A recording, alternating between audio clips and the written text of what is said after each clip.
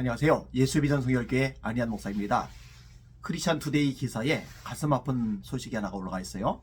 개신교인 숫자가 많이 줄어든 거예요.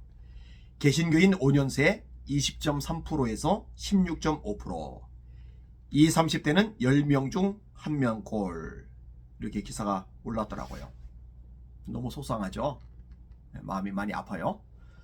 한국교회를 위해서 정말 열심히 기도하고 있어요. 저희 교회 성도들에게도 기도 참 많이 시키고 있습니다. 우리 교회 부흥시켜주세요. 우리 교회 큰 교회 되게 해주세요. 이런 기도를 시켜본 적이 없어요. 한국교회 살려주세요. 한국교회 깨워주세요. 다음 세대 좀 제발 살려주세요. 한국에 다시 한번 기도입을 성령의 불이 붙게 해주세요. 예배가 회복되게 해주세요. 이 기도만 주구장창 시킵니다. 주님께서 불쌍히 여기시기를 여러분들 같이 기도해 주시기를 바랍니다. 기사 내용 좀 인용을 해드릴게요. 대한민국 개신교인 인구가 정점을 찍었던 2012년 22.5%에서 10년 만에 16.6%로 급락한 것으로 나타났다. 그중 20에서 40대에서는 무려 절반가량 감소한 것으로 나타났다. 가슴 아프죠?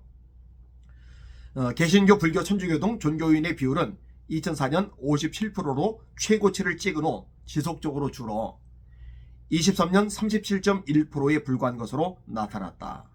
특히 20, 30대 종교인 비율은 각각 16%, 19%로 2017년 대비 절반가량 감소했다. 기독교, 개신교, 그다음에 천주교, 불교 변화주의도 언급이 됐더라고요. 개신교인 비율은 2017년 20.3%에서 2023년 16.6%로 줄었다. 20, 30대에서는 각각 9%와 11%로 청년 10명 중 1명꼴이었다. 하락세는 불교가 2012년 22.1%에서 2023년 12.4%로 개신교보다 컸으며 불교가 훨씬 더 많이 줄었고요. 가톨릭은 2004년 8.2%에서 2023년 7.8%로 지난 20여년간 큰 폭의 차이는 보이지 않았다. 가톨릭도 줄었는데 많이 줄지는 않았네요. 근데 원래 퍼센티지는 가톨릭이 적기는 합니다. 다음 소식, 그 뒷부분 소식도 참 가슴이 아픈데, 교회의 고령화 속도는 사회보다 빨랐다. 60대 이상의 비율은 교회 출석자 중 무려 52%로 일반 국민 중의 비율인 32%보다도 매우 높았다. 이거는 제가 부흥회를 다니면서 보고 있는 현실이기도 합니다. 젊은 사람들 많이 없어요. 고령화된 분, 연세가 많으신 분들, 그런 분들이 많이 다수를 차지하고 있는 교회들이 참 많아요. 지방으로 갈수록 이런 현상들은 더 심화가 되고 있더라고요. 그래서 어떤 교회는 평균 연령이 70대 이상, 75세 이상도 있어요. 이런 교회들은 염려가 많이 돼요. 왜냐면 20년, 30년 지나면은 남아있을 교인들이 없거든요. 젊은 사람들이 있어야 그들이 성장하고 또 자식도 낳고 이러면서 유지가 되고 성장도 가능한데, 이런 동력이 많이 끊어져 있는 거죠. 만 19세 이하 청소년층의 개신교인 비율은 성인 평균보다 낮았다. 개신교인 청소년은 전체 청소년의 13.6%로 불교 7.6%와 가톨릭 5.7% 비율을 합한 수치와 비슷했다.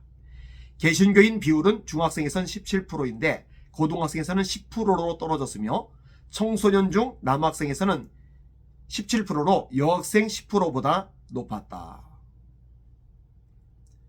10년 후 개신교인의 비율은 어떻게 될까? 단순 지난 11년간의 기울기를 반영하면 10년 뒤 12.6%까지 떨어지며 가난 성도의 비율은 37.1%까지 증가할 것으로 연구소는 분석했다. 기사 내용이 뒤에도 쭉 많은데 더 이상은 언급하지 않겠습니다. 그럼 어떻게 해야 될까? 저는 해답은 있다고 생각을 해요.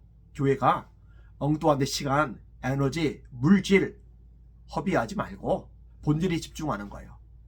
교회가 집중해야 될 본질이 뭐죠? 영혼 구원이죠. 전도하는 거죠. 선교하는 거죠. 그런데 요즘 전도도를 안 해요. 진짜로 안 합니다.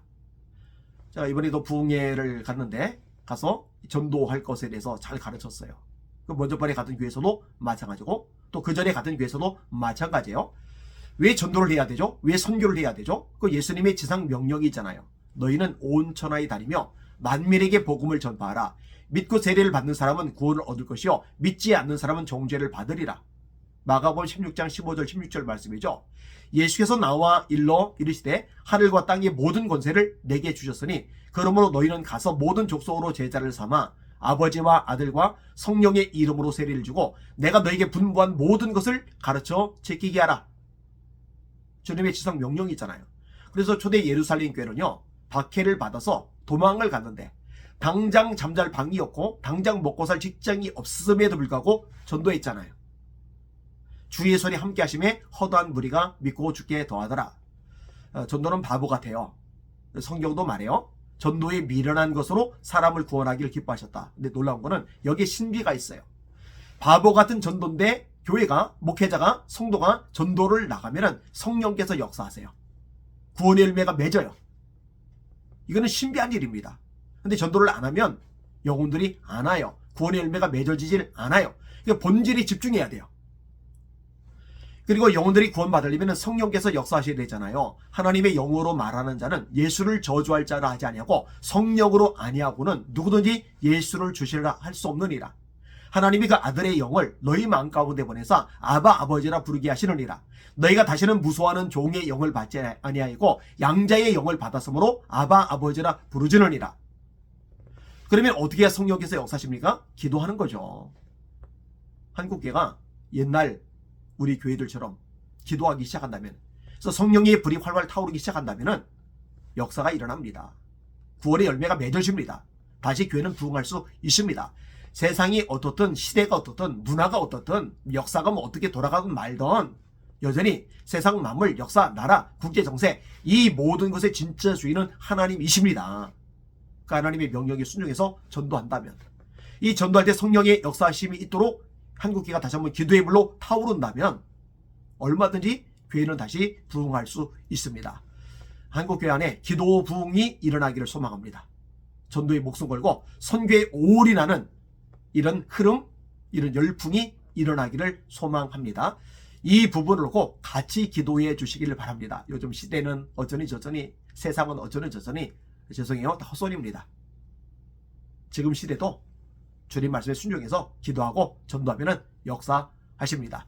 오직 성령이 너에게 임하시면, 성령이 너에게 임하시면 너희가 권능을 받고 예루살렘과 온 유대와 사마리아와 땅끝까지 이르러 내 증인이 되리라 하시리라. 이 말씀 한국교회 적용되게 하시고 이루어지게 하여 주시옵소서. 날마다 주님 바라보고 주님의 이름으로 전진하며 승리합시다. 할렐루야.